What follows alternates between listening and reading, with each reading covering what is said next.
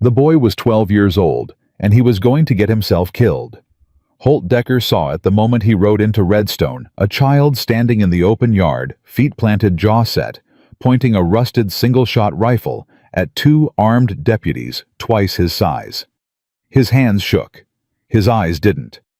Behind him, pressed against the porch post, a woman clutched two little girls to her chest. The smaller one wasn't making a sound. The older one was praying out loud, and nobody in that whole dusty street was moving to help them. If this story already has your heart, hit that subscribe button right now, drop the name of your city in the comments below, and follow along to the very end. Every comment tells me just how far this story has traveled, and I read every single one. Holt pulled Dakota to a stop at the edge of the yard and sat there a moment reading the scene the way a man reads weather fast, because getting it wrong could kill you. Two deputies. Ward Calhoun in the lead, big through the shoulders badge, catching the afternoon light like it meant something. The other man, younger, nervous hand resting on his gun belt, but not committed to it yet. Between them and the porch, 12 feet of hard-packed dirt, and one 12-year-old boy who hadn't moved an inch. Holt swung down from the saddle. "Son." He kept his voice even, walking slow. "You want to lower that rifle before somebody makes a decision they can't take back." The boy didn't look at him. His eyes stayed fixed on Calhoun. "They ain't taking us off our land." "Caleb?" The woman's voice came from the porch, sharp but cracking underneath. "Caleb, don't." "Listen to your mama," Calhoun said, and his tone had the particular smoothness of a man who'd done this before and expected to do it again. "Boy, that rifle's older than you are. Probably blow your hand off before it fires. Now step aside. We got papers." "Your papers are lies." Caleb's voice broke on the last word. He was trying so hard not to let it. "My papa told me what Mr. Drummond does with his papers." Calhoun's expression didn't change, but something behind his eyes went cold. "Your papa isn't here to tell you anything anymore, is he?" It wasn't a question. Holt moved between them before Calhoun could take another step. He didn't draw, didn't need to. He just put himself in the space and let his size do the talking. "That'll do," Holt said quietly.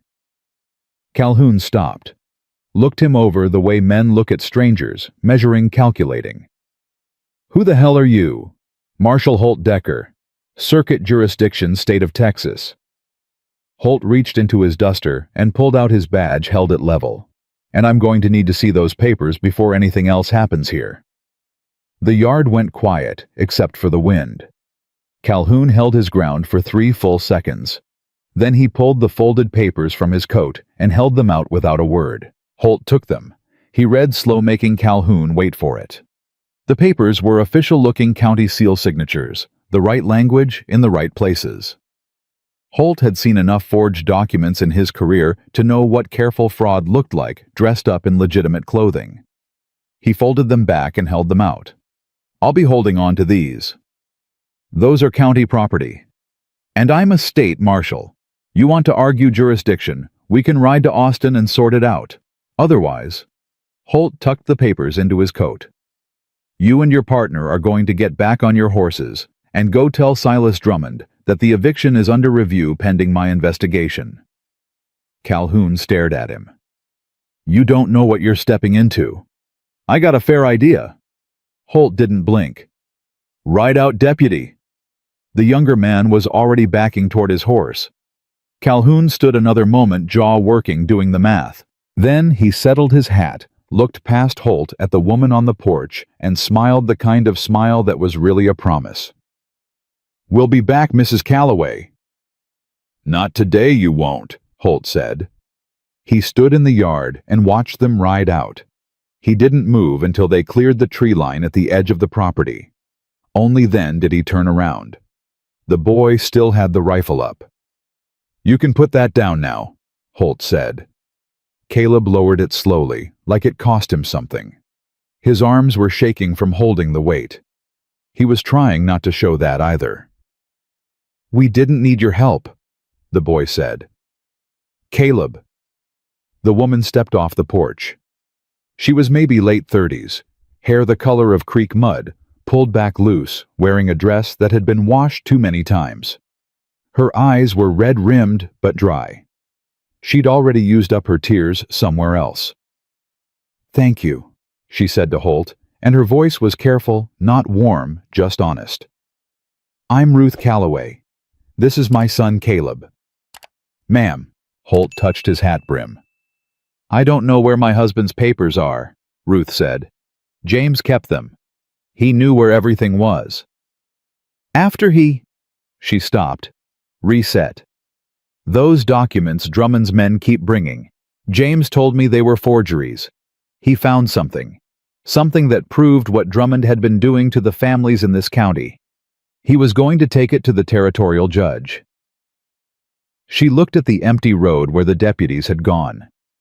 He didn't make it that far. "When did he die?" 8 months ago.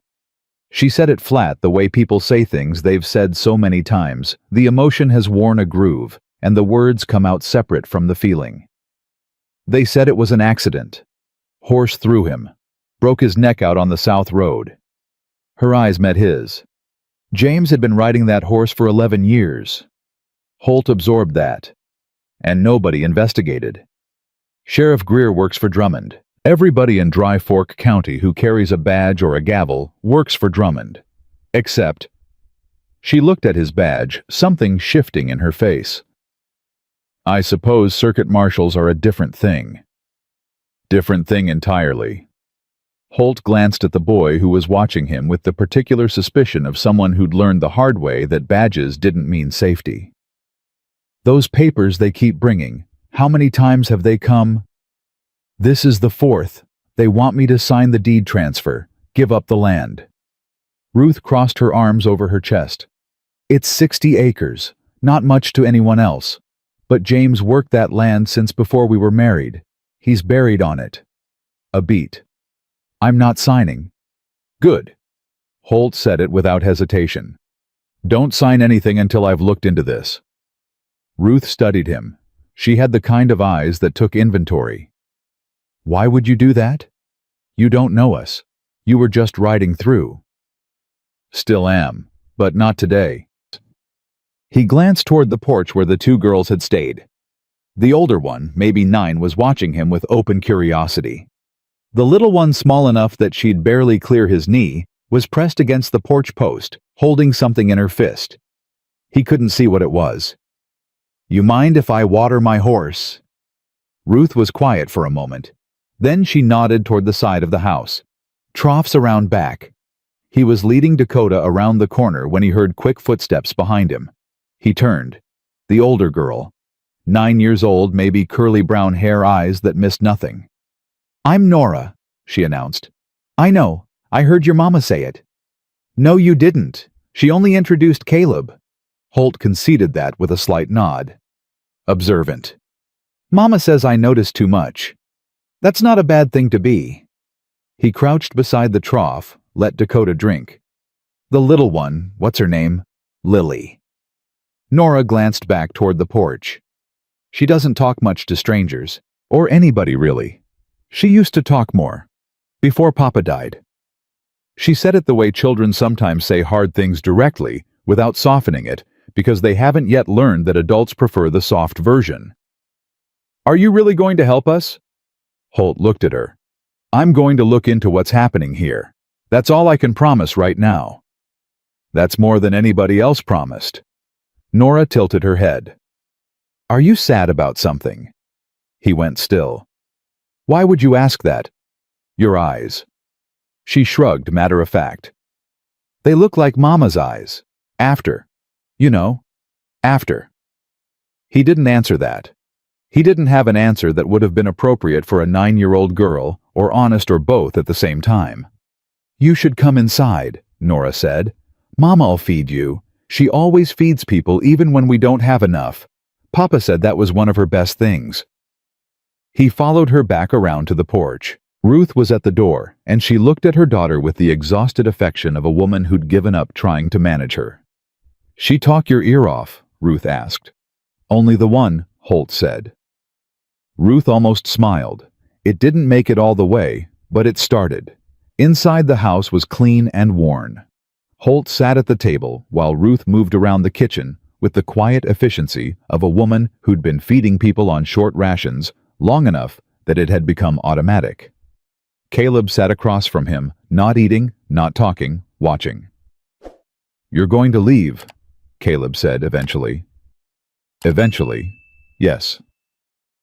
And when you do, they'll come back, and there won't be anybody here but us." The boy's jaw tightened. Mama thinks people will help. People don't help. Not in this county. Not when Drummond's watching. "Caleb," Ruth started. "It's all right," Holt said. He looked at the boy directly, man to man, or as close to it as the situation allowed. "You're not wrong. Drummond has this county locked up tight. What you're describing, the sheriff, the land records, the way your father died, that's not an accident. That's a system. And systems like that are hard to crack. Then what good are you?" "Caleb."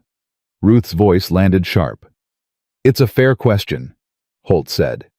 "The answer is, I'm outside the system. Circuit jurisdiction means I don't answer to your county sheriff or your county judge. I answer to the state. Drummond's got this county, but he doesn't have the state. Not yet." Caleb stared at him. Something shifted behind the boy's eyes. Not trust, not yet, but the beginning of a calculation. "You said you found the papers." "He took them," Holt said. "For review. Drummond'll send somebody to take them back." "They're welcome to try." Holt patted his coat. "I sleep light." Nora, who had installed herself at the corner of the table without being invited, put her chin in her hands and said, "Do you have a wife?" "Nora." Ruth closed her eyes briefly. "I'm just asking." "No," Holt said. "I don't." "Did you ever—" The question landed in the room and sat there. "Yes," Holt said. "I did." Nora opened her mouth. Ruth gave her a look that closed it again. For once, Nora read the room. The silence stretched. Then something small appeared at the edge of Holt's peripheral vision, a presence at his elbow, barely making a sound. He turned his head slowly. Lily stood beside his chair. She was 5 years old, and she looked at him with large blue eyes that had seen things 5-year-olds shouldn't see. She was holding a carved wooden bird in one small fist, homemade rough-edged, the kind a father makes for a daughter because he can't afford a store-bought one. She didn't say anything. She reached out and put her free hand around 2 of his fingers and held on. Holt went absolutely still. He hadn't had a child take his hand in 4 years. Not since Thomas. Not since the last morning.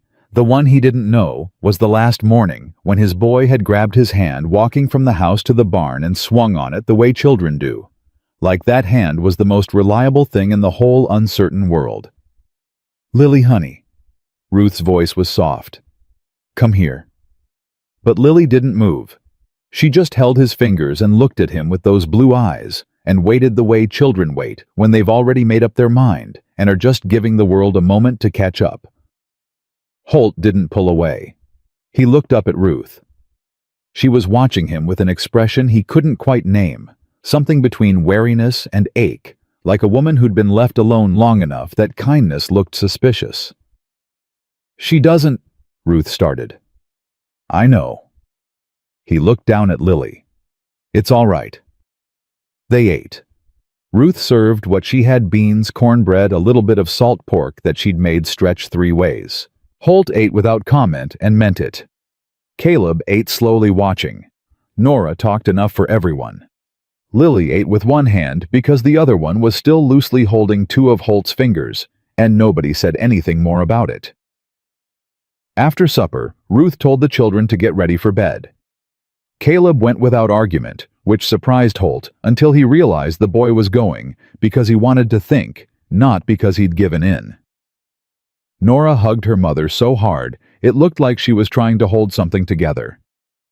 Lily let go of Holt's hand at the last possible moment, looked at him once more, then followed her sister up the narrow stairs. Holt sat at the table.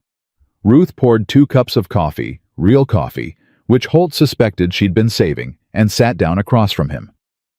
James found the original deeds, she said. The real ones. Before Drummond's forgeries. Where? He went to the county records office in Amarillo. Not the one here in Redstone, the one in Amarillo where Drummond doesn't have his hand in. He found the originals, made copies, brought them home. She wrapped both hands around her cup. He was going to leave the next morning, ride to the territorial judge's circuit office in Lubbock. And that night, he went out to check on the horses before dark. Her voice was steady, but her knuckles had gone white around the cup. He never came back. They found him in the South Road the next morning. Said the horse spooked at a snake. She looked at Holt. There was no snake. I went out there and looked, and his horse Colonel was in the paddock the next morning. He hadn't ridden out. Somebody brought that horse back. The copies he made, Holt said carefully. Do you still have them? Ruth was quiet for a long moment. If I tell you where they are, she said, and you turn out to be one of Drummond's men with a better story than the last ones, then you'd be handing him exactly what he wants. Holt nodded. That's a fair concern. I don't know you. No, you don't. He met her eyes. I can show you my appointment papers from the governor's office. I can tell you to send a wire to the marshal's service in Austin and verify my name. I can't make you trust me. I wouldn't try. He pushed his cup aside and leaned forward on the table. What I can tell you is that Calhoun is going to go back to Drummond tonight, and Drummond is going to come here himself, probably tomorrow morning, and he's going to come with enough men that a rusted rifle and a 12-year-old boy aren't going to be enough. Ruth's jaw worked. I know that. I'm not saying it to scare you.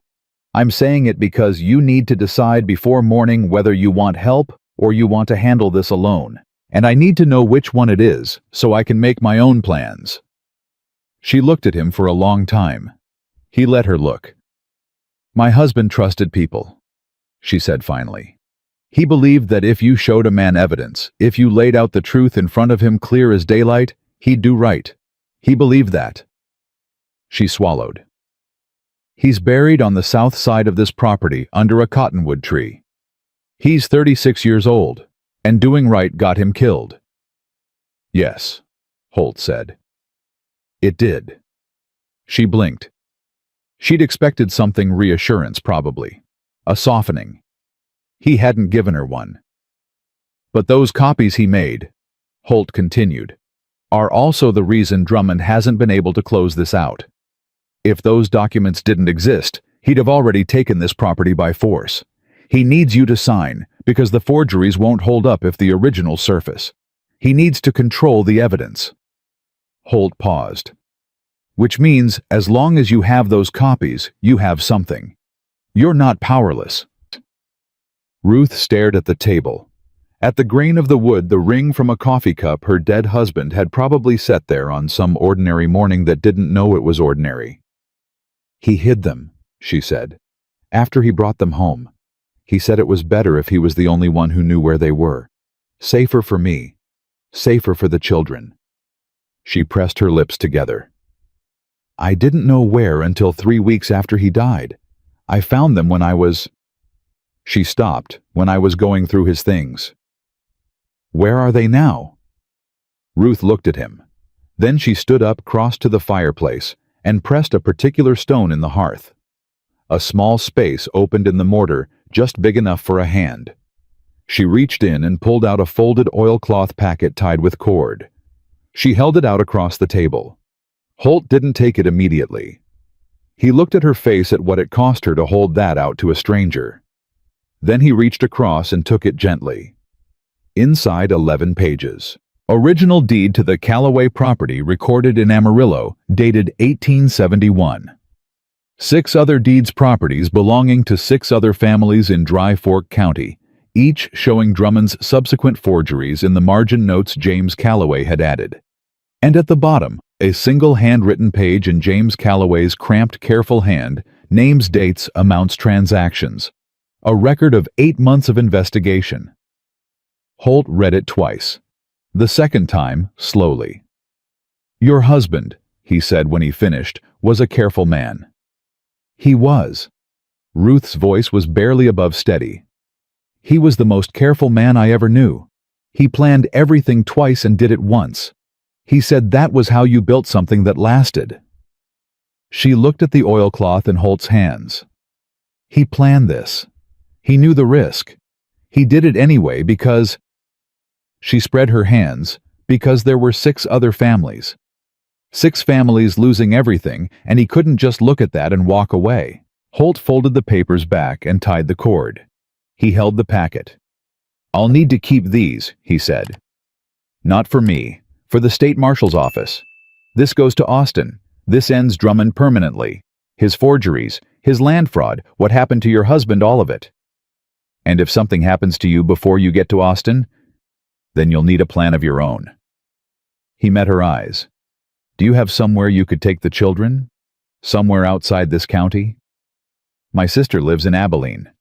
"That's far enough." He tucked the packet into his coat. "But it won't come to that. You don't know that." "No," he said honestly. "I don't." He pushed back from the table and stood. "I'll take the barn tonight if that's all right with you. Be closer to the road. Give me a better angle if anyone comes in after dark." Ruth stood too. She was looking at him with that same unreadable expression, the wariness and the ache running side by side. "Marshal Decker," she said. "Holt." She paused at that. "Why are you doing this? The real reason." He thought about giving her the official answer duty jurisdiction, the law. All of it true, none of it complete. "Because somebody should have," he said. "A long time ago before it got this far. And because..." He stopped, looked toward the ceiling, toward the sound of the children settling above a floorboard creak, a small voice murmuring something he couldn't make out. "Because your daughter held my hand." Ruth looked at him. He touched the brim of his hat. "Good night, Mrs. Calloway." He went out into the dark yard and stood for a moment looking at the road. Somewhere on the other end of it, Ward Calhoun was riding hard toward Drummond's house with news that a circuit marshal had arrived in Redstone and taken the eviction papers and wasn't moving. Drummond would come in the morning. Holt was sure of it. He was also sure of something else. Something he hadn't been sure of in 4 years. Not since the morning he came home to a house that was too quiet and stayed too quiet.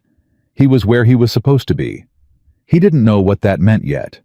But it was the first time in 4 years the thought had come without the hollow echo of a man speaking into an empty room. He checked his rifle, settled into the hay of the barn, and listened to the Texas night. Inside the house, the lamp in the upstairs window burned a while longer. Then it went dark. Holt was awake before the rooster.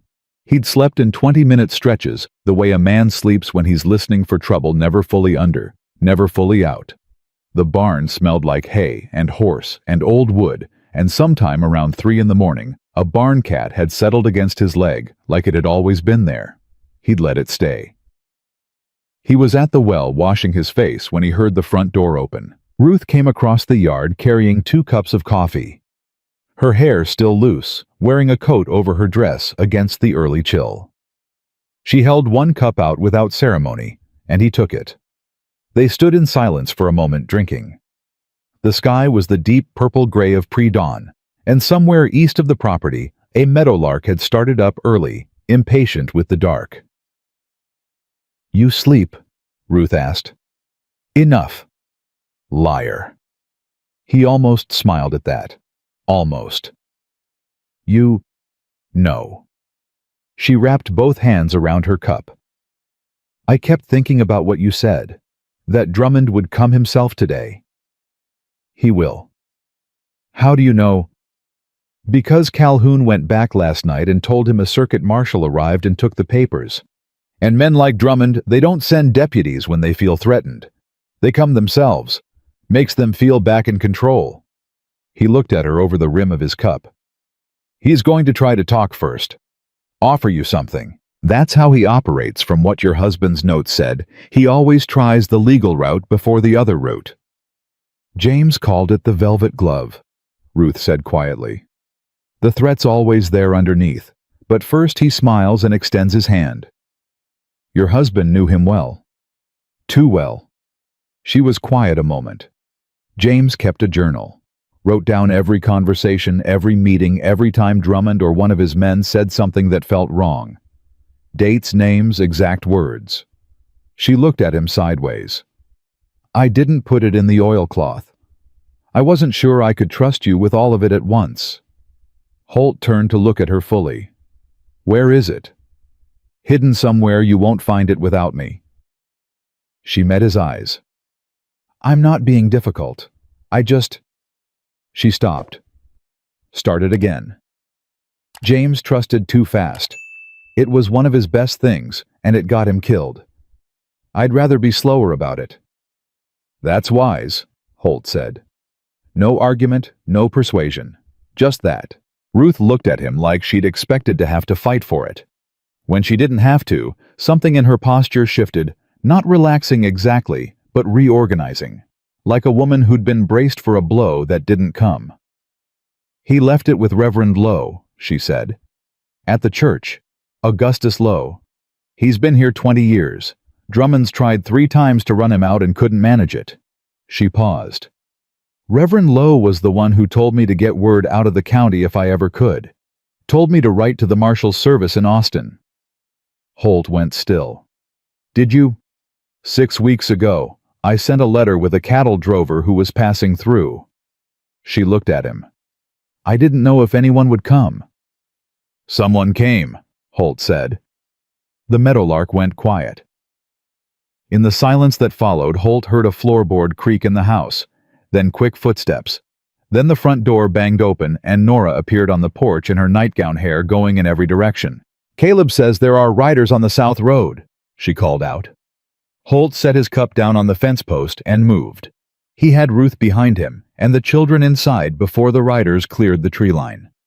He counted them as they came, 6 horses, which was 2 more than yesterday, which told him everything he needed to know about Drummond's state of mind. And in the center of the group, on a black and white paint horse that cost more than most men in this county made in a year, rode Silas Drummond himself. He was heavier than Holt had pictured from the description in James Calloway's notes. 60 years old, pink-faced, wearing a suit that belonged in a city. He rode with the comfortable posture of a man who'd never once worried about what happened next. That was the most dangerous kind. Holt stood in the yard. Alone, hands at his sides, badge on his coat where the morning light caught it. Drummond pulled his horse up at the fence line and looked down at him with an expression of genial interest, like he'd come across something mildly puzzling on a pleasant ride. Marshal Decker, he said.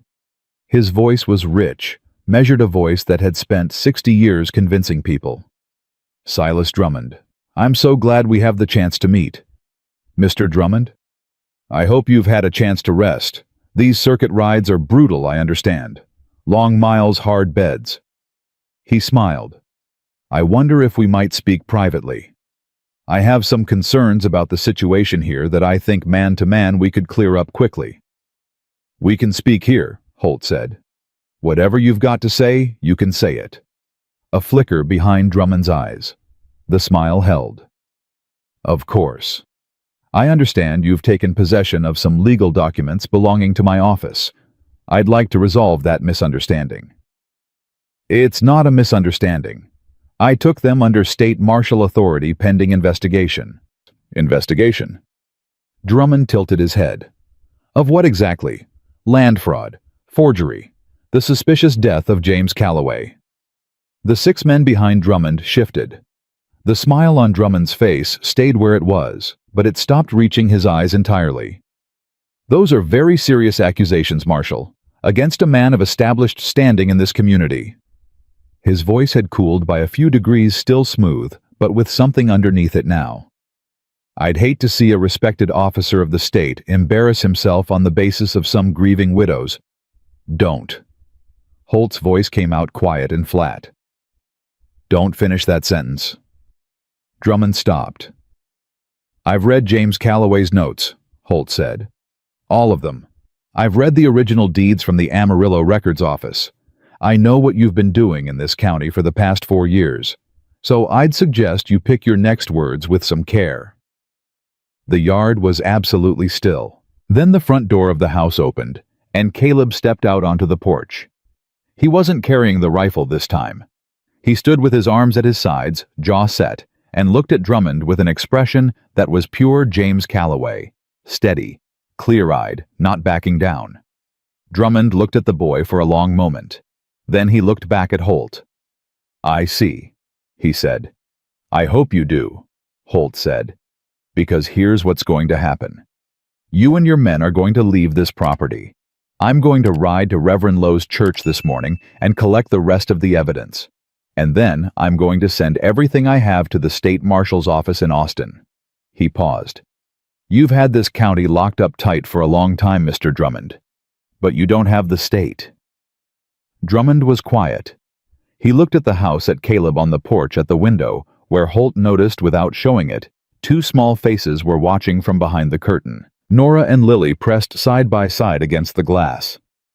"That woman and those children," Drummond said, his voice dropping so only Holt could hear, "have been a complication in an otherwise straightforward business matter.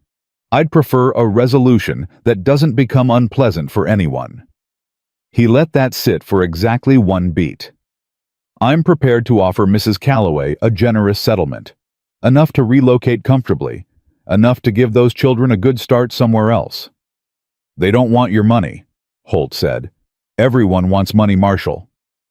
"Mrs. Calloway wants her land and her husband's name cleared. Those two things. That's it." Holt looked up at him steadily. "Ride out Mr. Drummond." For the first time, something passed across Drummond's face that might have been genuine feeling. Not anger, something colder than anger. The expression of a man who'd just moved a problem from one category to another in his head. He touched the brim of his hat. "Good morning, Marshal." He turned his horse and his men fell in around him, and they rode back the way they'd come without hurrying, which was somehow worse than if they'd hurried. Holt stood and watched them go. Behind him, Ruth came out the door and stood at the edge of the porch. He heard her exhale slow and controlled the breath of a woman who'd been holding it. "He'll be back," Caleb said. "Yes," Holt said. "He will. Tonight. Maybe. More likely he'll try something different first, something that looks legal." He turned to look at Ruth. "That journal at Reverend Lowe's church, I need to go get it this morning, before Drummond thinks to." "I'll take you," Ruth said immediately. "You should stay here with the children. The children know how to bolt the door, and Caleb knows how to use that rifle better than you might think." She met his eyes. "And I know Reverend Lowe. He won't hand that journal to a stranger, badge or no badge. He's careful." Holt thought about arguing. He looked at her face and decided not to waste the time. They rode together, Ruth on her brown mare and Holt on Dakota. Caleb had the rifle and instructions that hadn't left much room for interpretation.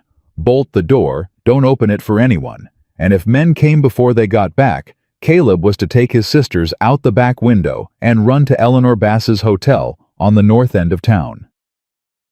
Caleb had nodded once the way a person nods when they've already thought through the same plan themselves. The road into Redstone was empty at this hour, the town just beginning to stir. Ruth rode straight-backed and quiet, and Holt found himself watching the way she held the reins, loose-wristed, easy, the posture of a woman who'd been on a horse since she could walk. There was a competence to her that had nothing to do with performing for anyone. She just was what she was. "You've been alone with this for 8 months, Holt said. It wasn't a question. She answered it anyway. "Yes."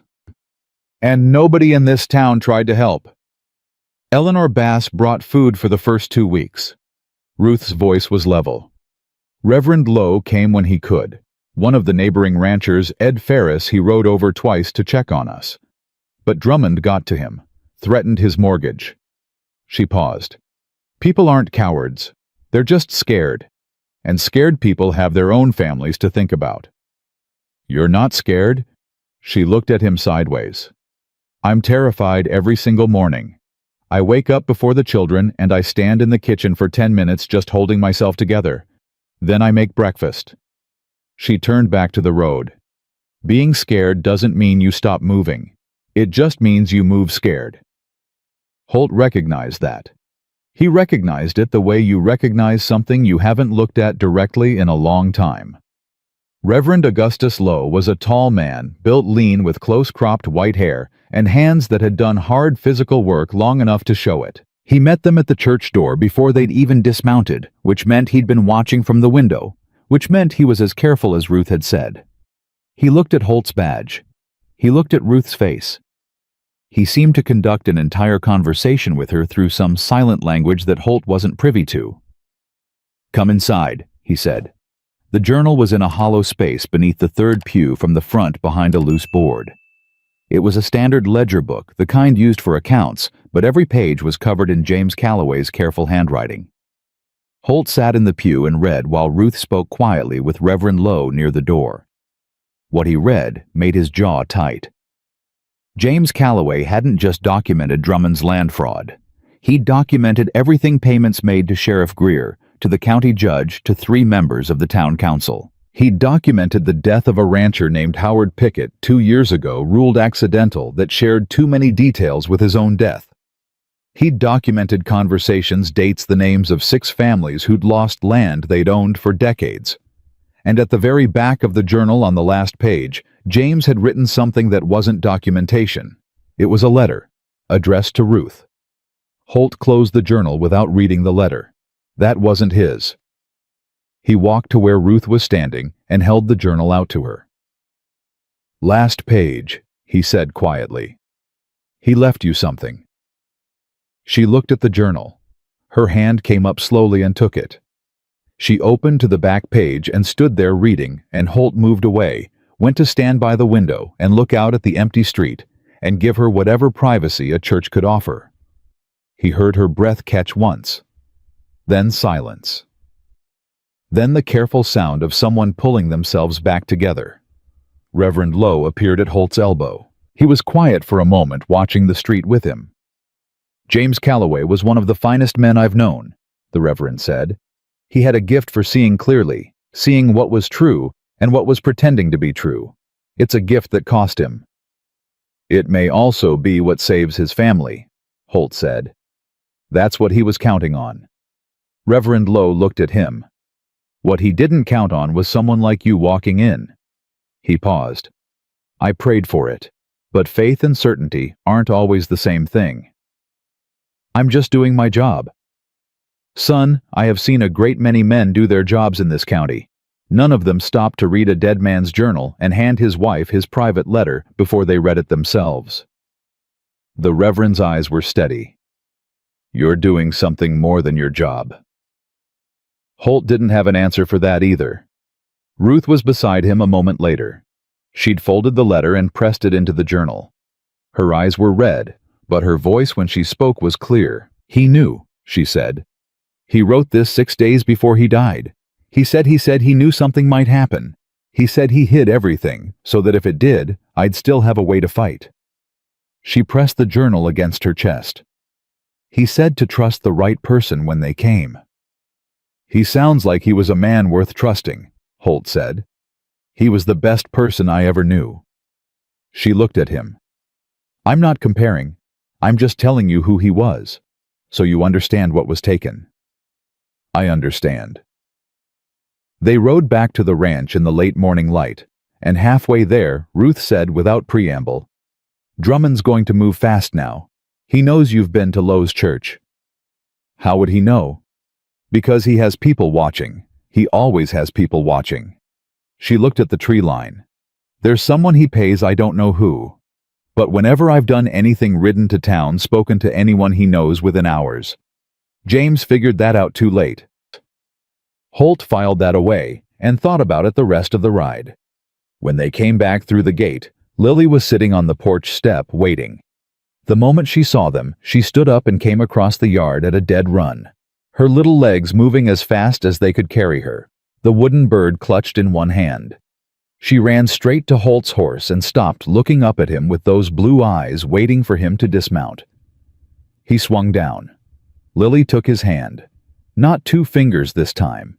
His whole hand, both of hers wrapped around it, holding on with a certainty that made something inside his chest do something he wasn't prepared for. Ruth watched from the back of her mare. Her expression had gone soft in a way she probably didn't know about. "She's been sitting there since you left," Caleb said from the porch. He was trying to sound neutral and not quite managing it. "Wouldn't come inside." Holt looked down at Lily. "Were you waiting for me?" She nodded once, serious. "I said I'd be back." She nodded again, like that was exactly the point, like she'd understood perfectly well that he'd said he'd be back, and she'd decided to believe him, and so she'd waited, and here he was, and that was how trust was supposed to work. And she was 5 years old, and she already knew it better than most grown men he'd met. Holt stood in that yard with this child's hands around his, and the Texas sun coming down, and the journal that carried a dead man's careful truth tucked under Ruth's arm, and he felt the ground shift under him, not dangerously, not like a fall, but like something settling into place that had been slightly wrong for a very long time. "All right," he said to all of them, and none of them in particular. "Let's get inside. We've got planning to do before dark." The planning didn't take long because the situation didn't offer many options. Holt laid it out at the kitchen table, while Ruth sat across from him, and Caleb stood in the doorway with his arms crossed, listening the way a boy listens when he's decided to treat himself as a man and needs the adults in the room to confirm it. The problem was simple and ugly. They had the evidence, the oilcloth packet, the journal, the original deeds. What they didn't have was a way to get it to Austin without Drummond intercepting it. A letter could be stopped. A telegraph wire could be cut. A lone rider on an open road could be ambushed. Drummond had been operating in this county for 4 years, and he'd built his infrastructure carefully. Every weak point in the system had his man standing at it. "There's a cattle drive," Ruth said. "Ed Ferris is pushing 300 head to Abilene on Thursday. He leaves from his south pasture, which is 8 miles east of here, before sunup. You said Drummond threatened his mortgage." "He did, but James and Ed grew up together. They were boys together." She paused. "Ed Ferris is scared. He's not a coward. Those are different things." "Would he carry a message to the marshal's office in Abilene?" "I think if I asked him myself face to face, yes." She met Holt's eyes. "I think he's been waiting for someone to ask him to do something that felt like it mattered." Holt thought about it. "That's Thursday. It's Tuesday morning now. That gives Drummond 2 days to move." "He won't wait 2 days," Caleb said from the doorway. Both adults looked at him. "He's right," Ruth said quietly. "Once Drummond knows you've been to Reverend Lowe's, he'll know we have everything. He won't give us time to use it." Holt drummed his fingers once on the table. "Then we need to move faster than he expects." He looked at Ruth. "Can you get to Ed Ferris's place today before dark?" "I can ride there in 2 hours." "Then go this afternoon. Take Caleb with you." He saw the look on her face and continued before she could argue. "I'll stay here with the girls.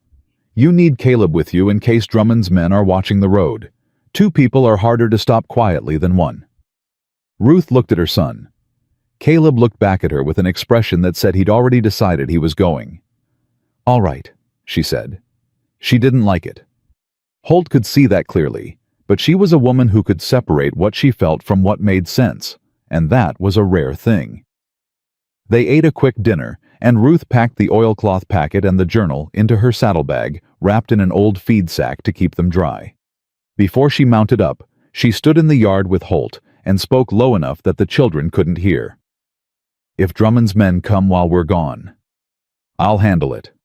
There could be a lot of them." "There could." He looked at her steadily. "I've handled a lot of men before, Mrs. Calloway." "Ruth," she said. It came out before she'd decided to say it, and she seemed faintly surprised by herself. "You keep saying Mrs. Calloway like I'm a stranger." "Ruth," he said. She held his gaze for one moment, then turned and mounted her horse. Caleb was already up and waiting, sitting his mare with a patience that looked borrowed from somewhere older than 12 years. They rode out. Holt stood in the yard until they were gone. Then he went inside. Nora was at the kitchen table with a piece of paper and a stub of pencil, drawing something with complete concentration. Lily was on the floor beside the wood stove with a rag doll conducting a quiet, serious conversation with it, in a voice too low to make out words. Holt sat down at the table across from Nora. She didn't look up. "Are you worried about Mama?" "A little." "She'll be all right. Mama's very good at being all right." Nora's pencil moved in careful lines. "She cried for 2 months after Papa died, at night when she thought we were asleep. But she never once didn't make breakfast in the morning." She looked up. "That's how I know she'll be all right. People who make breakfast keep going." Holt looked at this 9-year-old girl with her hair going sideways and her absolute certainty and felt something loosen in his chest. That's a wise thing to know. "Papa told me that." She went back to her drawing. "He said the way you know what a person's made of isn't how they act when things are good. It's what they do the morning after the bad thing." She paused her pencil. "What did you do the morning after?" The question landed like a stone in still water. "I saddled my horse," Holt said. Nora seemed to consider whether that qualified. And then I rode. For about 4 years." He looked at his hands on the table. "I didn't make breakfast." Nora nodded solemnly. "But you're here now." "Yes." "Maybe that's your morning after," she said. "Just a long time coming." She pushed the paper across the table. It was a drawing, rough, childlike, but unmistakable. A tall man on a horse, a woman on another horse, a house, 3 children. One of the children, the smallest, had been drawn reaching up toward the tall man. "That's Lily," Nora said, pointing. "She thinks you're going to stay." "Nora." "I know you might not." She pulled the paper back. "I'm just telling you what she thinks. She's 5. She believes things easier than the rest of us." She cocked her head. "Do you want to stay?" Holt opened his mouth, closed it. "You don't have to answer," Nora said agreeably, and went back to drawing. The afternoon passed slow and tense. Holt stayed near the window watching the road. He let Nora talk, which she did steadily, and without much need for response, about her school lessons, about a horse her father had been training before he died, about the way the creek flooded every spring, and how one year the water came up to the porch step, and Lily had tried to catch a fish through the floorboards with a piece of string. Around 3 o'clock, Lily came and stood beside his chair. She'd brought the rag doll and held it out to him with both hands, offering it with the grave formality of a formal gift. "For me?" he asked. She nodded. "I don't know that I've got much experience with dolls." She considered this. Then she climbed up into the chair beside him. It was a wide chair, barely room for both of them, and settled in against his arm, and held the doll herself, apparently deciding he could be a custodial arrangement rather than a sole keeper. He sat very still. Lily was warm against his side, her breathing slow and even, and she smelled like biscuits and wood smoke and the particular clean smell of a child who'd been looked after carefully by someone who loved her. Thomas had smelled like that. Holt looked at the ceiling and breathed through it. He didn't move. He didn't let any of it show on his face. He just sat there with this child against his arm and let the grief do what it was going to do and waited for it to pass, the way you wait out a river running high, not fighting it, just standing in it, letting it move through. It passed. It always passed. Lily had fallen asleep. He sat with her sleeping against him for an hour watching the road. At 4:30, he heard horses coming fast and his whole body went tight. He eased Lily sideways without waking her, settled her in the chair, and moved to the window. 2 riders. Coming from the east, not the south road. Moving fast but not tactical, not spread out the way men move when they're planning trouble. He watched another 10 seconds. Ruth and Caleb. He let out a breath and went to the door. Ruth swung down before her horse fully stopped, which told him everything. Her face was flushed from the ride and something else, something urgent. "Ed will do it," she said. "He'll take the packet and the journal to Abilene. He leaves Thursday at 4 in the morning." She was already moving toward the house. But there's something else. His wife Mabel, she told us something. She said 2 nights ago one of Drummond's men came to their place. Not Calhoun. Someone else. Younger man, she didn't know his name. He told Ed that Drummond's patience was finished, and that if Ed didn't stop being neighborly to the Callaways, the bank would call the mortgage Monday morning. That's why Ed was scared, Caleb said, dismounting behind her. But here's what Mabel told me when Ed went to get water. Ruth stopped in the middle of the yard and looked at Holt directly. She said this young man, after he delivered the threat, and Ed went quiet, the young man stood there and said real low, almost like he didn't want to say it loud enough to count. Tell her to get whatever she's got and move fast. This is the last warning that comes as a warning. Ruth paused. He was talking about me. Holt went very still. Drummond's man said that. That's what Mabel heard. He's got someone on the inside who doesn't want to be on the inside anymore, Holt said. He thought of James Calloway's notes, the careful documentation, the list of names. Did James ever mention a younger man in Drummond's operation? Someone who seemed uncertain about what he was doing, Ruth thought. There was a name. He mentioned it twice without much detail. Daniel Pruitt. He said Pruitt was new, came to the county about a year ago, hired on as a land agent for Drummond. James said he seemed uncomfortable. She frowned. He wrote that Pruitt looked at the families being displaced like he was cataloging something that bothered him and hadn't decided yet what to do about it. Where does Pruitt stay? He keeps a room at Eleanor Bass's hotel. Holt put his hat back on. I need to go talk to Eleanor Bass. Holt. Ruth's hand came to his arm and stopped him. It was the first time she'd reached out to him directly, and they both registered it at the same moment. Her hand dropped, but she didn't step back. If Drummond finds out Pruitt warned us, he won't find out from me. He looked at her. I need you to trust me on this. She searched his face the way she'd searched it that first morning, taking inventory, checking for the lie. After a moment, she nodded. He rode to town alone fast and found Eleanor Bass behind the hotel's front desk, smoking her small pipe with the focused pleasure of a woman enjoying the one quiet moment of her day. She looked at him when he came through the door, looked at his face, and set the pipe down. Daniel Pruitt, Holt said. Eleanor Bass was quiet for 3 seconds. Then she said, Room 4, top of the stairs. He's been in there since he got back from the Ferris place 2 hours ago, and he hasn't come out. He say anything to you? Not in words. Eleanor stood and came around the desk. She was 60 years old, and she moved like someone who'd earned every year of it. He came in, went straight upstairs, didn't take supper. I brought him a tray at 7. She paused. He'd been crying.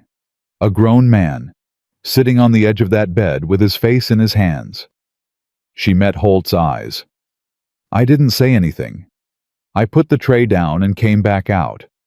But I stood in that hall for a minute, and I thought, that's a man standing at a crossroads and not knowing which way to step. Which way does he want to step? I think he already knows. I think he's scared of what happens after. She looked at him steadily. You going up? Yes. I'll be right here, she said. In case it matters. Holt went up the stairs and knocked on the door of room 4. Silence. Then a voice, young, rough at the edges. I don't want the tray. I'm not bringing a tray, Holt said. I'm Marshal Holt Decker. I'd like to talk. A long pause. The kind of pause that sounds like a decision being made. The door opened. Daniel Pruitt was 26 at the most, with a face that had the remains of something open and decent in it that the last year hadn't quite managed to erase. He was still dressed from the day jacket on, but his collar was open, and his eyes were the eyes of a man who hadn't slept well in a considerable stretch of time. He looked at Holt's badge. He stepped back from the door. Holt went in. I know who you are, Pruitt said. He sat down on the edge of the bed and leaned forward with his elbows on his knees. Word travels fast when Drummond's upset, and you upset him. Good. Holt pulled the chair from the desk and sat. Mabel Ferris told Ruth Calloway what you said, before you rode out. Pruitt's jaw worked. I shouldn't have said it. Why did you? The young man was quiet for a long moment. He looked at his hands. I grew up in a town like this one, smaller, west of here. My father was a rancher. When I was 14, a man came in, ran a land operation, very legal looking, very polished. Within 3 years, he had my father's land, 3 neighbors' land, the best water rights in the county. He stopped. My father didn't fight back. He just folded, packed us up and left. I watched him walk off that land, and it broke something in him that never healed. He looked up. When Drummond hired me, I thought it was land work, office work, legitimate. His voice went thin. It wasn't. How long have you known what it actually was? About 8 months. Pruitt said it with the precision of someone who'd counted the days. About the time James Calloway died. The room went very quiet. You know what happened to him, Holt said. It wasn't a question. Pruitt's hands tightened together. I didn't know it was going to happen. I want to be clear about that. I found out after. He swallowed hard. Calhoun. He and 2 others. Drummond gave the order. He told them to make it look like an accident. And they did. He pressed his eyes shut for a moment. I found out the next week, by accident. Calhoun was talking to one of the other men, didn't know I was in the next room. I heard enough. He opened his eyes and they were very direct. I've been sick with it ever since. Can you testify to that? If I testify, Drummond will know before I finish my first sentence. Not if it's in front of a state court in Austin, not in his county, not in front of his judge. Holt leaned forward. I need you to write down exactly what you heard. Dates, names, what was said, signed statement. He held the young man's gaze. You do that, and I get the evidence to Austin, and this ends. Drummond goes to prison. Calhoun goes to prison. The families get their land back. And Ruth Calloway gets justice for her husband. Pruitt stared at him. And if something happens to you before you get to Austin, then your statement goes with everything else, and the next marshal finishes it. Holt's voice was level. But I'll be straight with you, son. You've been carrying this for 8 months. It's killing you by inches. I can see it. You're not built for this, and that's not an insult, that's the best thing about you. So you can keep carrying it, or you can put it down right now on this table and let the law do what the law is supposed to do. The silence stretched. Then Pruitt stood up and went to the desk and picked up the pen. He wrote for 20 minutes without stopping. 2 pages front and back, the handwriting cramped and urgent but clear. Names, dates, the exact words he'd heard through the wall. The order Drummond had given. The names of the 2 men who rode with Calhoun. The place James Calloway had been found, and the detail that confirmed it wasn't an accident, a detail that had never been in any official report. He signed it, dated it, held it out. Holt took it and folded it carefully and put it in his coat with everything else. You should leave tonight, Holt said. Before Drummond has any reason to look at you. Go somewhere he doesn't have reach. Pruitt nodded. He looked younger than 26. He looked like the 14-year-old boy who'd watched his father walk off their land. Will she know? He asked. Mrs. Calloway. Will she know how her husband died? She'll know everything, Holt said. That's a promise. He rode back to the ranch in the last of the daylight, and when he came through the gate, the whole family was on the porch waiting. Ruth standing, Caleb leaning against the post, Nora sitting on the step with her chin in her hands. And Lily, who had apparently been informed by some interior sense that he was coming, was already down the porch steps and crossing the yard toward him before he'd dismounted. He swung down and crouched to her level. She put both arms around his neck and held on. He held her back. Over her shoulder, he saw Ruth watching from the porch with that expression he'd been learning to read, the wariness and the ache running side by side, and underneath both of them, something newer, something that wasn't either of those things. Did you get what you needed? Ruth asked. More than I expected. He stood Lily's hand, finding his automatically. He looked at Ruth. "Tomorrow night I need you to take the children to Eleanor Bass's hotel. All three of them." Ruth went still. "Why?" "Because Drummond knows the clock is running. He's going to make a move tomorrow, and I don't want the children here when he does." Caleb pushed off the post. "What about Mama?" "That," Holt said carefully, "is going to be her decision."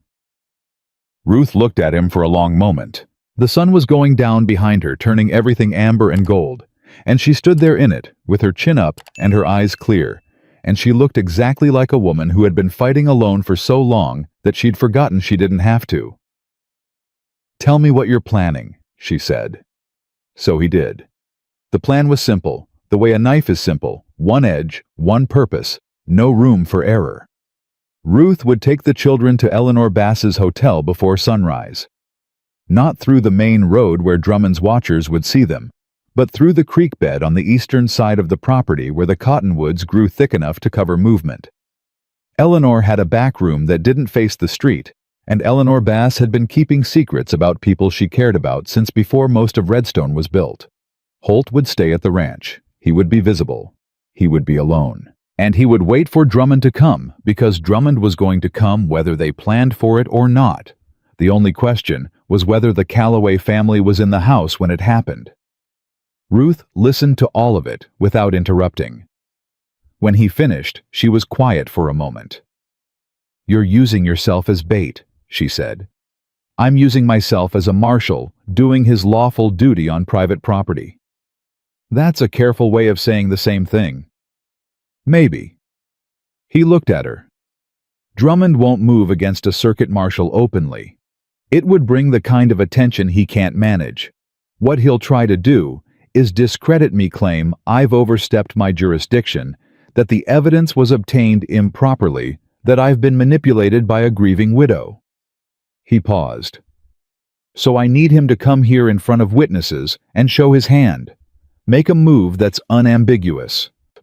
And if he decides a dead marshal is easier to explain than a living one, then Reverend Lowe has a sealed letter addressed to the state marshal's office in Austin, and Ed Ferris leaves Thursday with everything regardless." He held her gaze. "It won't come to that." "You keep saying things won't come to that." "I keep meaning it." Ruth looked at him for a long time. Then she turned to Caleb, who had been standing in the kitchen doorway through the whole conversation.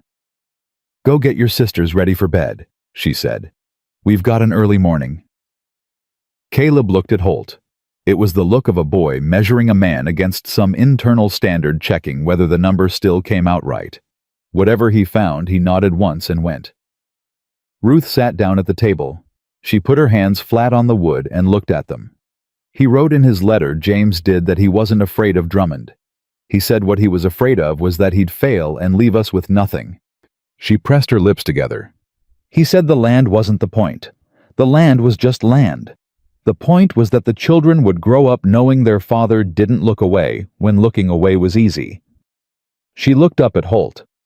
He knew he might not make it. He went anyway. "He sounds like a man worth grieving," Holt said. He was. She held his gaze. "You would have liked each other." Holt didn't say anything to that, but he thought she was probably right. They moved before the sky was properly light while the dark still had weight to it. Ruth went first with Lily on her hip, moving quiet through the creek bed, Nora holding her mother's free hand with the focused obedience of a child who understood this was one of those times when you didn't ask questions. Caleb came last, backward-facing, watching the road the way Holt had shown him, not staring straight at it, but keeping it in the edge of his vision, where movement registered faster. At the edge of the cottonwoods, Ruth stopped and turned back. Holt was standing at the fence line watching them go. She couldn't see his face clearly in the dark, but she could see the shape of him tall still, the way he was always still, like a man who'd learned stillness as a survival skill. She almost said something. She wasn't sure what. In the end, she just lifted her hand and he lifted his, and she turned and moved her family through the trees toward town. Holt went back to the house. He put the coffee on because a man waiting for trouble ought to wait for it with something warm in him. He checked his rifle. checked his sidearm, checked the documents in his coat for the fourth time since yesterday. Everything was where it needed to be. Then he sat at Ruth's kitchen table in the chair that had been James Calloway's chair, and drank his coffee and waited for the sun to come up. He thought about Margaret and Thomas. He didn't always let himself do that. It had a way of pulling him under if he wasn't careful, the way a current pulls at your ankles in a river that looks calm on the surface. But this morning, he let himself think about them. Margaret's laugh, which had been too loud for the spaces she was in, and absolutely right because of it. Thomas at 9 years old, serious about everything. Horses arithmetic, the proper way to saddle up, and then completely undone by anything funny. Laughing until he couldn't breathe the way children laugh before they learn to hold anything back. He'd been holding things back for 4 years. He was so tired of holding things back. A child had held his hand in this yard and waited on this porch for him to come home, and he hadn't been ready for how much that was going to matter. He finished his coffee and went to the window. They came at 9 in the morning, not at dawn, the way he'd half expected, which meant Drummond had thought about it more carefully than Holt had given him credit for.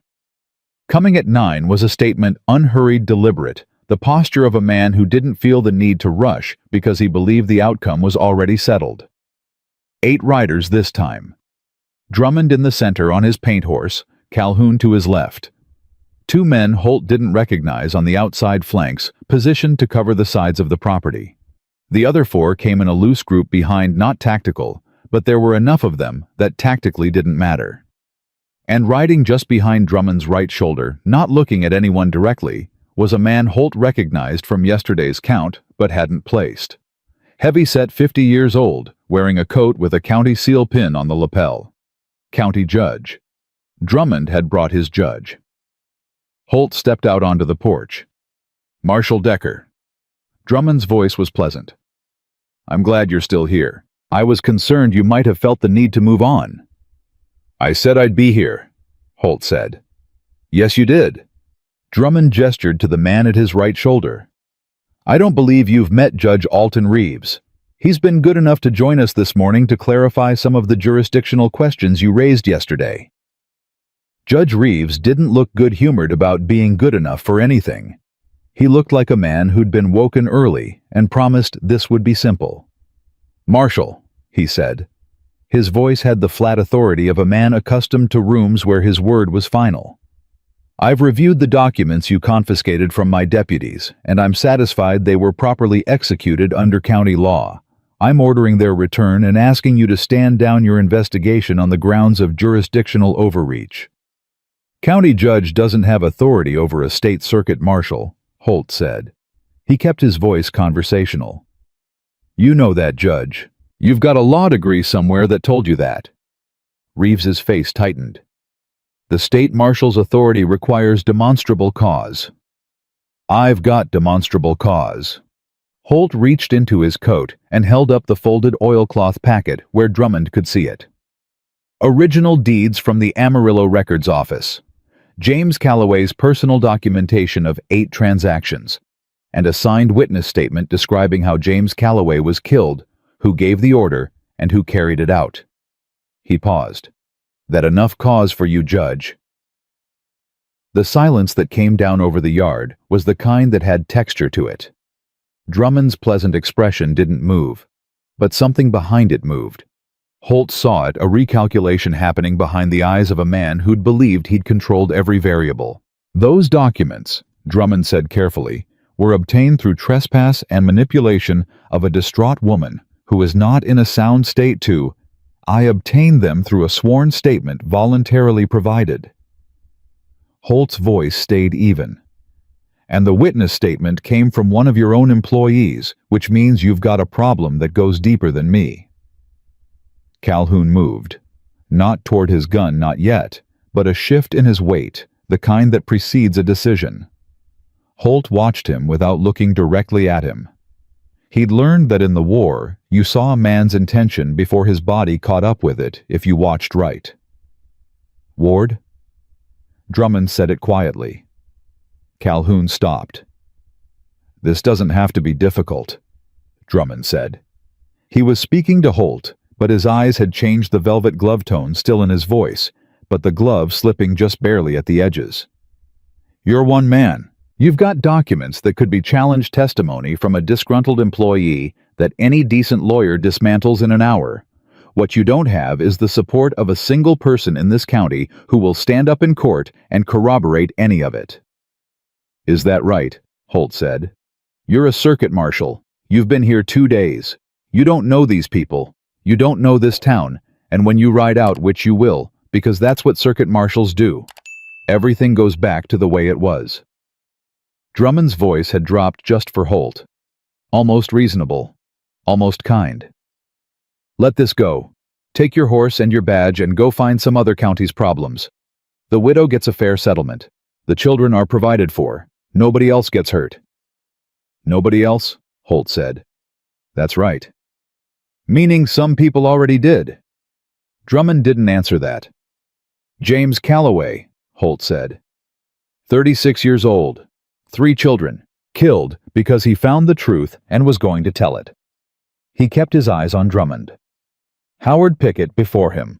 6 families displaced from land they'd worked for decades. And you're standing here in a good suit on a fine horse telling me to let it go and call it fair. He shook his head once. No. Calhoun's hand went to his gun, and Reverend Augustus Lowe stepped out from the side of the house. He was carrying nothing. He wore his plain black coat and his white collar, and he walked with the unhurried dignity of a man who'd decided what he was willing to do and had made his peace with the consequences. Behind him came Ed Ferris, big-shouldered and red-faced, wearing his work clothes hat in his hands. And behind Ed came 3 more men that Holt recognized from the names in James Calloway's journal, Neighbors Ranchers men, who'd lost land or come close to losing it. They lined up beside the porch without a word. Calhoun's hand dropped from his gun. Drummond looked at the men along the fence line.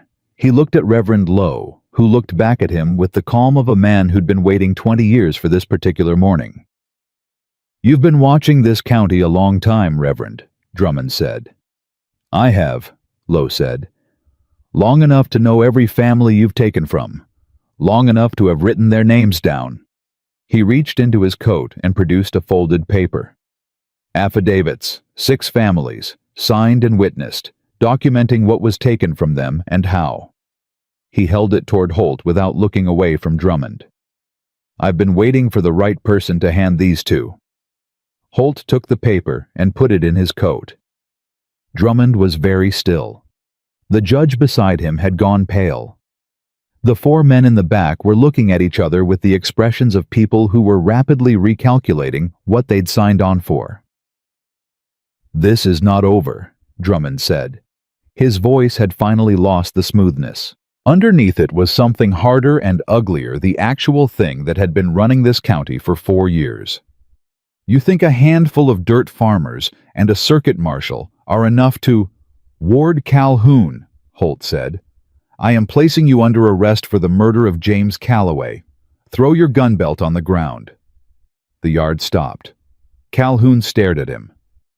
"You've got 1 man. I've got 7. "You've got 4, Ed Ferris said from the fence line. He'd produced a rifle from somewhere, and he held it with the ease of a man who'd grown up using one. "Those boys in the back look like they're about to find somewhere else to be." He wasn't wrong. 2 of the 4 men in the back had already begun edging their horses sideways, putting distance between themselves and what was coming. "Calhoun," Holt said again. "Gun belt." Calhoun looked at Drummond. Drummond said nothing. And in that silence, something happened to Calhoun's face. Not a moral awakening. Nothing so clean as that. But the simple arithmetic of a man who'd just understood that the person he'd counted on to protect him had just silently decided he was expendable. The gun belt hit the ground. Drummond went for his own weapon. He was fast for a 60-year-old man, faster than Holt had expected, and he'd expected it to some degree, which was the only reason what happened next went the way it did. Holt was already moving left as Drummond's gun came up already low and sideways, and the shot went wide and punched through the porch post where Holt's chest had been a half second before. Ed Ferris's rifle cracked from the fence line. The shot took Drummond's gun hand. The pistol flew. Drummond screamed a raw, genuine sound, nothing polished about it, and clutched his hand to his chest and screamed again. The judge was off his horse and flat on the ground with his hands over his head before anyone told him to get there.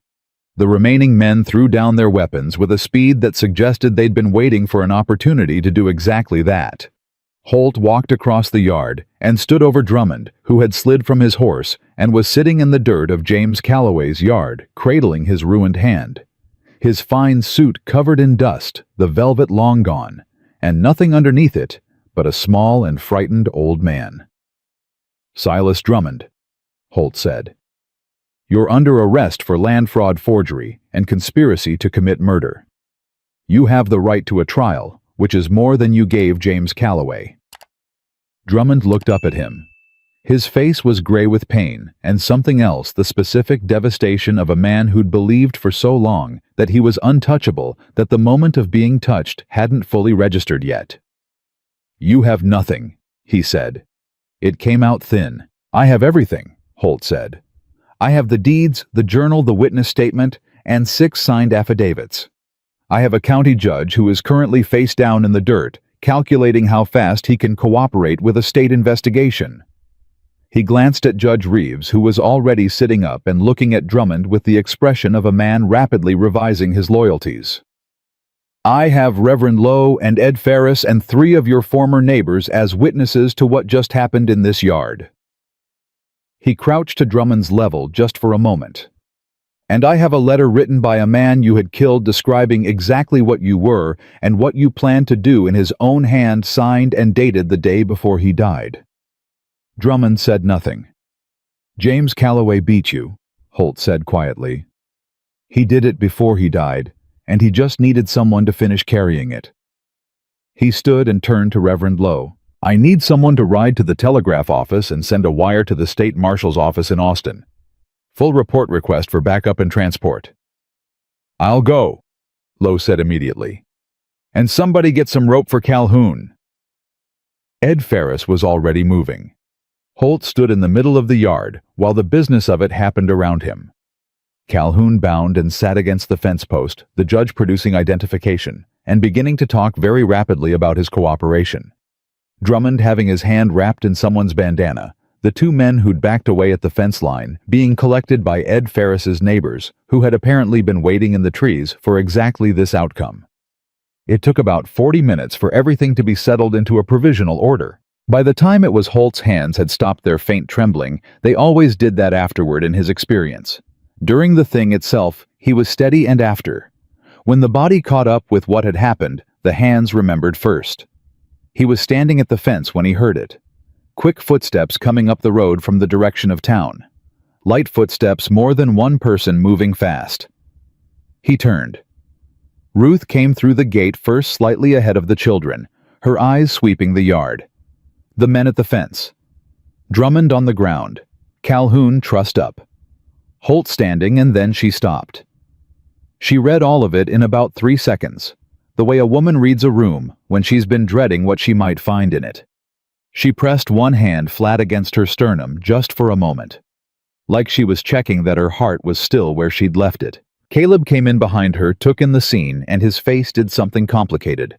Relief and anger and grief all moving through at the same time. The way they do when you've been holding yourself together against a threat for so long that the moment it's gone, everything you were holding back comes flooding into the space it occupied.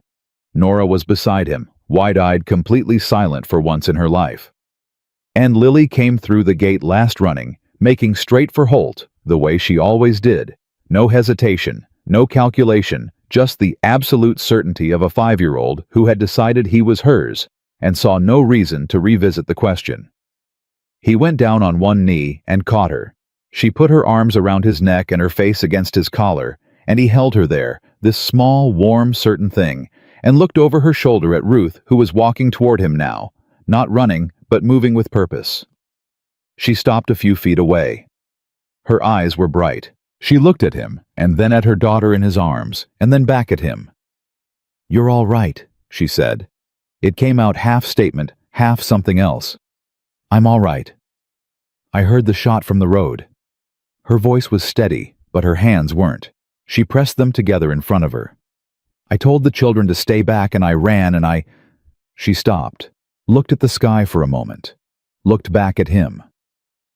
I was very afraid. I know. He held her gaze. I'm sorry for that. Don't be sorry.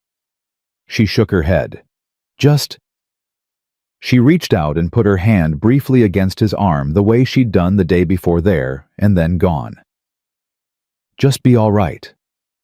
Already am, Holt said. Caleb was looking at Drummond. He stood at the edge of what had happened 12 years old and trying to work out what he felt about seeing the man who'd destroyed his family sitting in the dirt of their own yard diminished. Finished. It wasn't what revenge was supposed to look like in the stories. It was smaller and sadder and more real. Is it over? Caleb asked. Holt looked at the boy. There'll be a trial in Austin, state court. You and your mother will need to testify. It won't be fast, and it won't be easy. He paused. But yes, the part where you have to be afraid every morning, that part's over. Caleb looked at Drummond one more time. Then he turned his back on him deliberately and walked to his mother's side and stood there, and Ruth put her arm around him without looking automatic, the way mothers hold their children when they're too old for it and still need it. Lily had pulled back from Holt's neck and was looking at his face with her usual serious attention, the kind of look that didn't miss things. You stayed, she said. I said I would. She considered this. Then she nodded satisfied and settled back against his shoulder like a decision had been confirmed. Nora appeared at his elbow. Is that man going to jail? She asked, pointing at Drummond with no particular delicacy. Yes. Good. She crossed her arms. He made Mama cry. People who make mamas cry should go to jail. Can't argue with that, Holt said. Ruth laughed. It was short, and it had some crying in it, but it was a real laugh, the kind that comes out when something you'd stopped believing in comes true anyway.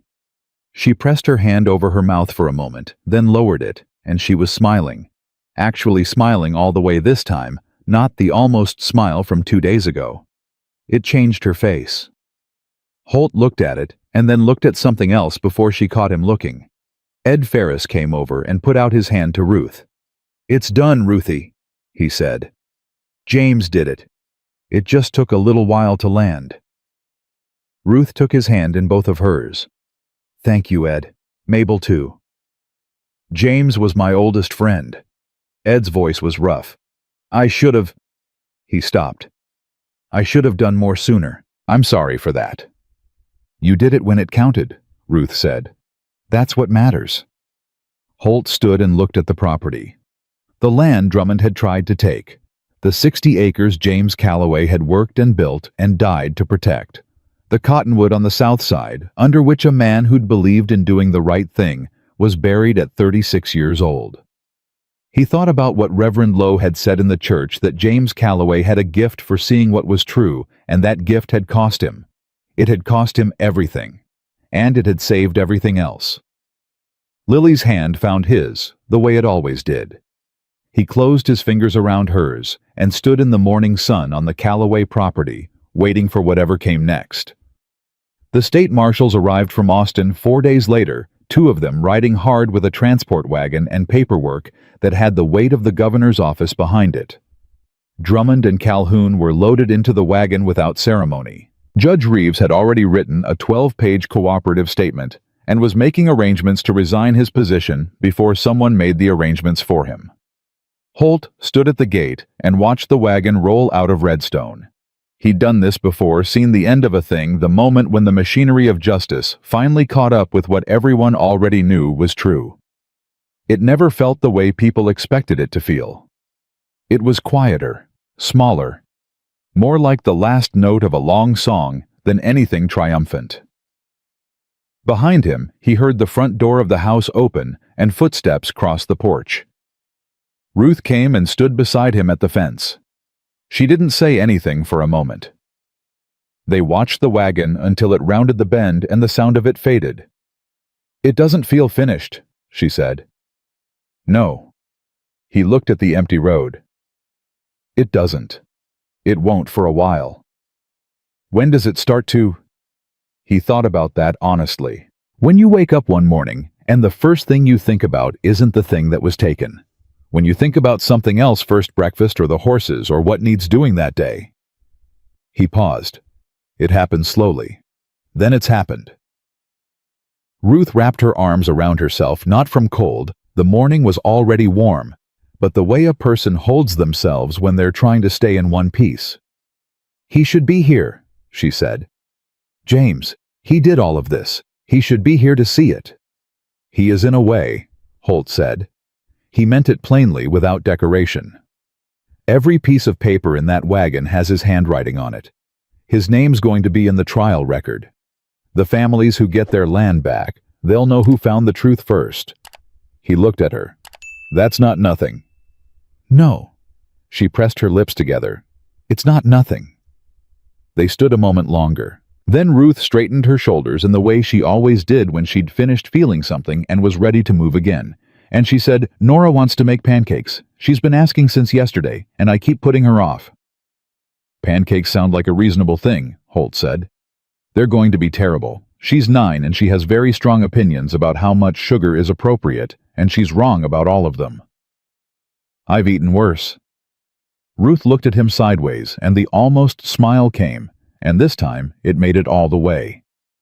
They went inside. The kitchen was warm and loud with Nora's running commentary on the precise science of pancake construction, which involved a great deal of confident misinformation about ratios.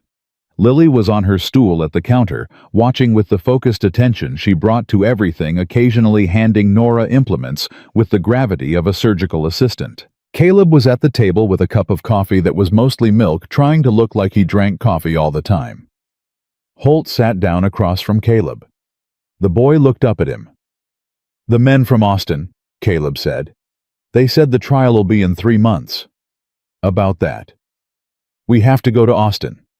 Your mother and I discussed it with the marshals yesterday. They'll take depositions here if it's easier for the family. Fewer people that way, less public. Caleb turned his cup in his hands. I want to go, he said quietly. To the trial. I want to be there when they read the verdict. Holt looked at him. That's your decision to make, yours and your mother's. Do you think he'll hang? The question was direct and deserved a direct answer. I think the evidence is strong enough that a state jury convicts. What happens after that is up to the court. He held the boy's gaze. But your father's name will be cleared, officially in a state record. That's permanent.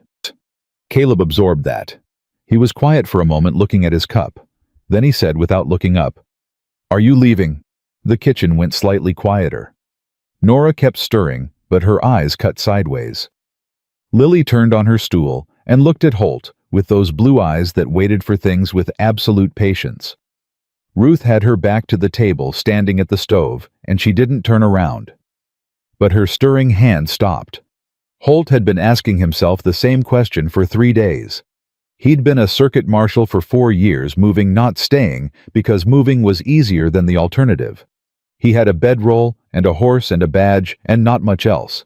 And that had been enough, or he'd told himself it was enough, which wasn't exactly the same thing. I have to ride to Austin, he said carefully. Deliver the full evidence file in person. Testify to what I witnessed.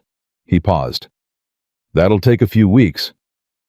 But after Austin, Caleb said. He was looking at Holt now, straight on, 12 years old, and asking the thing that mattered, and not apologizing for asking it. Holt looked at Ruth's back. She still hadn't turned around. But she wasn't pretending to stir anymore either. She was just standing there, waiting with the particular stillness of a woman who'd decided not to want something until she knew if she was allowed to want it. After Austin, Holt said, I've got some thinking to do. Caleb held his gaze. Then he nodded just once and looked back at his cup. But the tension in his jaw had eased slightly. Nora poured batter onto the skillet with tremendous confidence and immediate regret.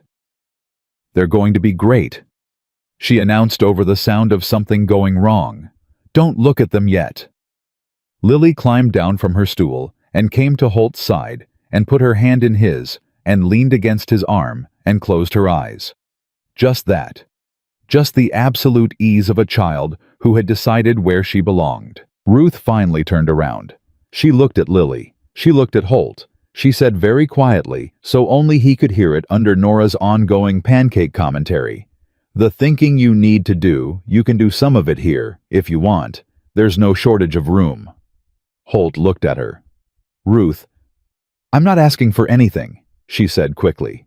Her chin came up slightly, the reflex of a woman making sure she wasn't misunderstood. "I'm just saying the room exists. That's all." "I know you're not asking." He held her eyes. "I'm just making sure I understand what's being offered." She looked at him steadily. "A room," she said. "And pancakes. The rest we can figure out slowly." Holt was quiet for a moment. Then he said, "I'd like that." Something moved across Ruth's face too fast to name but real. She turned back to the stove before it fully settled. The pancakes were as predicted aggressively sweet and slightly raw in the center, and nobody said a word about it because Nora's pride was a force of nature.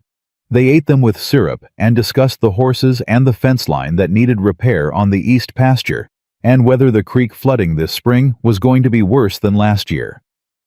Caleb ate 2 pancakes without complaining about the sweetness, which Holt recognized as a form of generosity more sophisticated than the boy probably knew.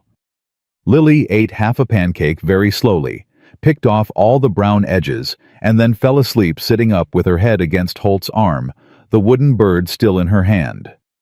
Holt ate his pancakes and did not say a single word about the sweetness. He spent 3 more days at the ranch before riding to Austin. The work of those days was practical fence repairs, a hinge on the barn door that had needed attention for weeks, a section of the water trough that had sprung a slow leak. He did the work because it needed doing, and because he'd spent 4 years moving through places like a man passing through and leaving nothing. And it turned out that leaving something behind, even something as small as a sound fence line, mattered more than he'd remembered. Caleb worked beside him on the second day. They didn't talk much. They were both men who didn't require conversation to fill space, but by the afternoon, Caleb had stopped watching him with the careful measuring look, and had started just working alongside him, the way you work alongside someone you've accepted. On the evening before he left, Holt found himself at the south side of the property at the Cottonwood. He hadn't planned to go there.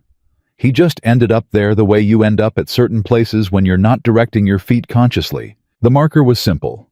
A wooden cross with James Calloway's name, birth year, death year, and below that, in fresher carving, the words Ruth had added sometime in the 8 months since he told the truth, and he stood by it. Holt stood there for a while. He took his hat off. "You did right by them," he said. He wasn't a man who spoke to graves ordinarily, but the evening was quiet, and the cottonwood leaves moved in the breeze, and it seemed like the sort of moment that called for honesty rather than propriety. "She's strong. You knew that clearly. Caleb's going to be a good man. Nora's going to be a force of nature, and somebody's going to have to help her channel it." He paused. "Lily." His voice went rough. He stopped and cleared it. "Lily's going to be just fine. She's got a way of deciding things that I think she got from you." He turned his hat in his hands. "I'm going to Austin, and I'm coming back." He looked at the marker. "I don't know yet what that means exactly, but I thought you should hear it. One way or another, I'm not leaving them the way people keep leaving them." He put his hat on and walked back to the house. Ruth was on the porch. She had a cup of tea, and she was looking at the sky in the way she did sometimes. The way he'd learned meant she was thinking something she hadn't decided to say yet. He sat down in the other chair. They were quiet for a few minutes. The evening sounds settled in the horses shifting in the barn, somewhere down the road, a dog barking at nothing important, the creek running steady in the distance. "James used to sit out here every evening," Ruth said, "after supper. He said it was the best part of the day, the part where the work was done and nothing had gone wrong yet for tomorrow." "Smart man," Holt said. "He would have things to say about you." She smiled at her tea. "He'd have questions. He'd want to know your whole history, where you came from, what you thought about things. He collected people the way some men collect land. She looked at the darkening sky. He'd like you. I know I said that before. I keep coming back to it because it's true, and because it matters to me that it's true. It matters to me too, Holt said. She looked at him then. In the low evening light, he could see all of it in her face. The grief and the relief and the long months of fear and the tentative, careful thing that had been growing in the space between them since the first morning. She wasn't hiding any of it. She was tired of hiding things. Come back, she said. It came out simple and direct, the way Ruth said things when she'd decided they needed to be said plainly. From Austin. Come back here. I told you I would. I know. She set down her cup. I wanted to say it out loud. So you heard it from me directly, not as a room being offered.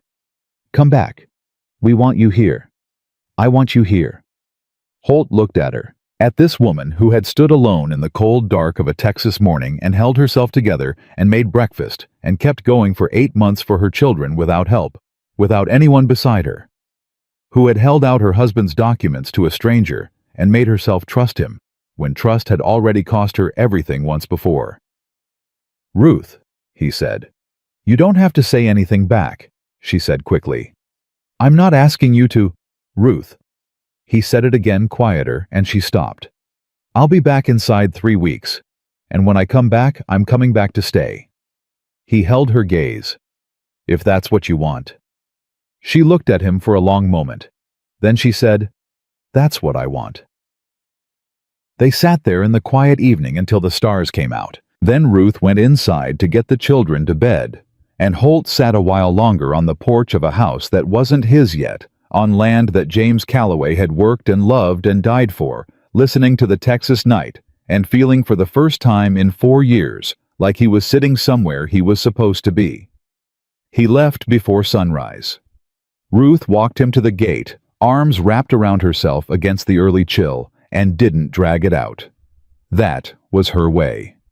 Caleb shook his hand at the door, with a grip that was trying to be a man's grip, and mostly succeeding.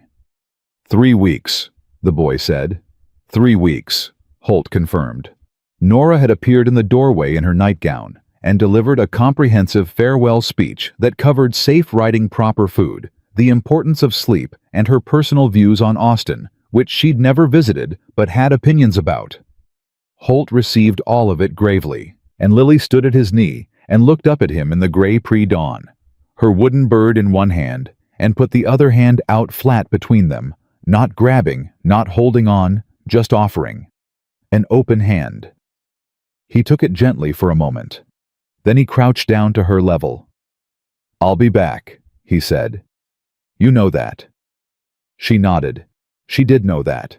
She'd decided she knew it from the moment she'd first held his fingers in that kitchen, and Lily Calloway, at 5 years old, understood something about the nature of decided things that most people spent their whole lives trying to learn, that trust wasn't something you accumulated slowly out of evidence. It was something you chose all at once, and then you stood by the choice. She put her arms around his neck and held on for 3 seconds exactly.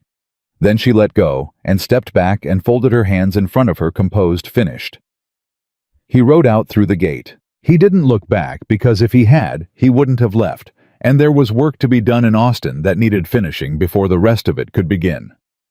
3 weeks later, exactly when he said, Holt Decker rode back through the gate of the Calloway property with a saddlebag full of paperwork and a letter from the state attorney general confirming that the trial of Silas Drummond and Ward Calhoun was proceeding on the full record of evidence that all 6 displaced families had been formally notified of their right to restitution, and that the death of James Calloway had been officially reclassified as homicide pending criminal charges.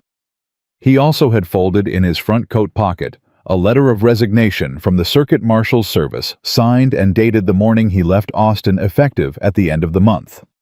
Ruth was in the east pasture when he arrived, working on the fence line he'd partially repaired before he left. She heard the horse and turned. She pushed her hair back from her face and looked at him across the yard for a moment, her hands still on the fence post, just looking. He swung down and led Dakota through the gate. Caleb appeared from the barn at a pace that was not technically running, but was the fastest walk possible without becoming running. He looked at Holt's face, reading whatever was there, and nodded once with the relief of a boy who'd been counting days. Nora came out of the house at a full sprint with absolutely no pretense about it. "You're back," she announced, as though she were reporting a fact of great civic importance. "I knew you would be. I told Lily you would be, and she said she knew, and I said I knew too, and Caleb said to stop talking about it, but he was watching the road." "I was not watching the road," Caleb said. "He was watching the road," Nora told Holt confidentially. And then Lily came through the front door and across the porch and down the steps and across the yard, running the way she always ran toward him, without hesitation, without holding anything back, with the full-bodied commitment of someone who had decided once and saw no reason to be tentative about it. He went down on one knee and caught her. She held on tight. He held on tight.